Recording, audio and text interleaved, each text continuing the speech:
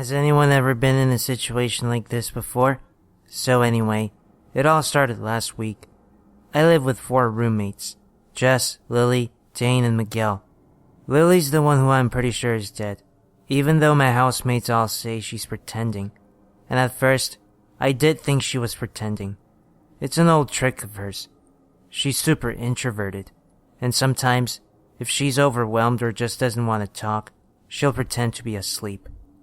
We call it her playing possum, but now she's been playing possum for nearly a week. Her eyes are open. Her face is this grayish white and has been turning kind of purplish. Her body is bloating and I saw a fly land on her eyeball and I think it laid eggs there. She hasn't changed out of her panda onesie since she started playing possum last Monday. She smells.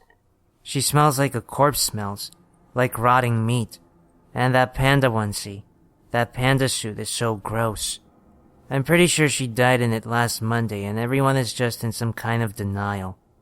But does that even make sense? I mean, how is it 3 other people are all saying she's alive and that I'm delusional? Is it just some bizarre social experiment?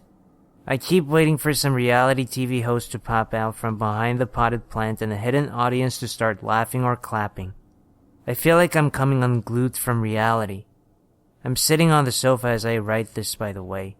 Sitting here, looking across the TV room at Lily, who is propped up in the same chair as she died in, eyes wide open, flesh bloated and lips purplish and skin just. I think she's gonna start leaking into that chair. But let me rewind us to last Sunday. Sunday is when we hit the old lady's cat. It wasn't on purpose. We'd all had a bit too much to drink, and I was driving, and Dane was in the passenger seat, and Jess and Miguel and Lily were in the back, and the cat, it just freaking raced out into the road. Solid black, and then there was a thump. My stomach flipped. And then this old woman came out of her house and saw her cat had been hit and screamed. Lily told her she should have kept her cat inside, not let it wander near a busy road. Anyway, long story short, I think that lady was a witch and hexed us for killing her cat. More specifically, I think she hexed Lily. I mean, I don't think. I know. Because the woman said some words in a strange language and we all called her crazy and drove home. So that was Sunday night. Come Monday when I came out for breakfast, I was up early as usual. The only other person out in her chair in the living room was Lily, bundled up in her panda onesie. I said good morning, but she had a 1,000-yard stare. I figured she just wanted to be left alone, and didn't think anything more of it until I got home from work in the afternoon. Lily was still in the chair, same exact pose, still in her panda onesie. I asked if she was alright. Miguel was playing a video game and he answered for her, said Lily was sick and had stayed home from classes. I hope you feel better, I told Lily. She didn't respond. Lily? I said. She didn't respond. Hey, Lily, I said that I hope... Chill, just leave her alone, snapped Miguel, who seemed annoyed because I was interrupting his game. I thought it was weird, but I let it go because he was acting so normal. But at dinner she was still in her chair in the same pose and hadn't moved. I tried talking to Jess, who told me, she'll be fine, it's just a cold. This behavior went on for days, and just anytime I tried to ask any of my roommates if Lily was okay, they would act like I was the crazy one. I tried to point out she hasn't changed out of her onesie, and was told to quit being an asshole. She's sick! Let her be! At one point, I was staring at her from the sofa, trying to catch her blinking, and Jess yelled at me and told me to stop being such a creep, that I was weirding Lily out.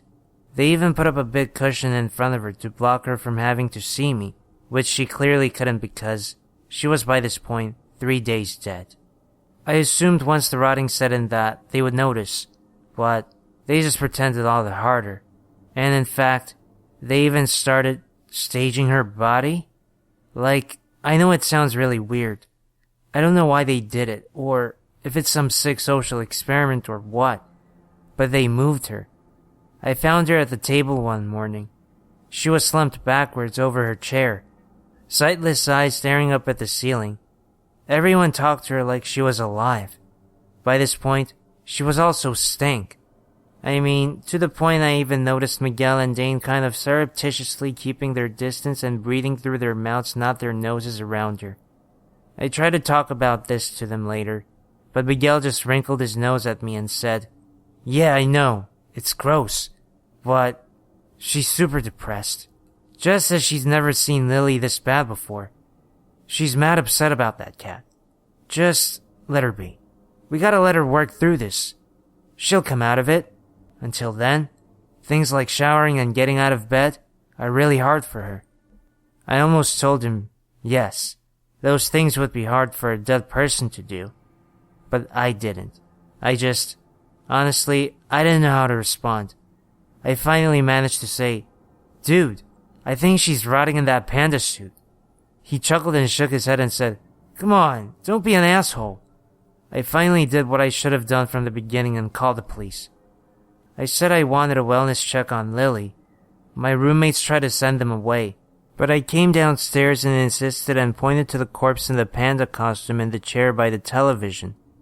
That chair was really gross by now, and the cops went over to examine her, and I really believed, really and truly, that we were all about to be arrested for having a dead girl rotting in our living room, congealing into that chair. But they pretended she was alive, the same as my roommates kept doing. She never spoke a word and answered to them, never moved. Later, Jess took me aside and told me my actions were uncalled for, and that all I did was make things worse for Lily. So now, I'm not sure what to do. Update. It's been several more days since I wrote the above stuff, and as you can imagine, her body became severely decomposed. Also, I confronted my roommates. We got into a huge fight. I told them that clearly the witch's hex had done something to Lily, that it was blinding them and we were all living with a dead girl. They looked shaken after I pointed out the smell. The way Lily wasn't eating, was literally rotting. They told me they thought I was seeing things, but the entire house reeked of death. None of us could stand it. We could all smell it. I heard Miguel and Dane whisper about the smell later, but they clamped up at a death glare from Jess. So I finally decided to take action. Last night, I bundled up the corpse in the panda suit and drove it out to the woods. There's these high bluffs out there. I tossed the corpse down the rocks. The animals out there will pick it to pieces, if it isn't already too rotted for them to eat. I came back home and also cleaned up around the house and put that disgusting chair out on the curb and finally went to bed. In the morning, I woke up to find Jess having a panic attack. She demanded to know where Lily was. I told her Lily left and Jess accused me of lying. Miguel seemed relieved though. While Jess went out in her car to go searching for Lily, Miguel told me he could finally breathe again and that it really had smelled bad in here and someone needed to do something. He said he hoped Lily got the help she needed, but that this wasn't the right place for her and she probably needed inpatient treatment. I refrained from telling him that I thought it was way too late for a hospital. Anyway, her body being gone should be a good thing, except I think the hex is now hitting the rest of us. Because Dane, he's always a late sleeper. He didn't wake up through Jess's freakout or my conversation with Miguel. But now it's afternoon and I just came out and found him sitting next to Miguel on the sofa, playing video games. Only, he's not actually playing. His eyes stare straight ahead of him. His hands don't move. There's a first-person shooter on the screen, and Miguel keeps telling Dane he needs to step up his game. But Dane is literally doing nothing, seeing nothing. I think he's like Lily was last Monday. Like the hex hit him and now he's dead. But nobody can see it. I don't know if I should wait for his body to rot, or if I should just take him out to the bluff sooner. If this plays out the same way, Miguel won't stop pretending Dane is just fine. Jess will come home and also believe that he's still alive. Even the police will believe it. Why am I the one the hex didn't hit? Why am I the only one who can see that they're dead?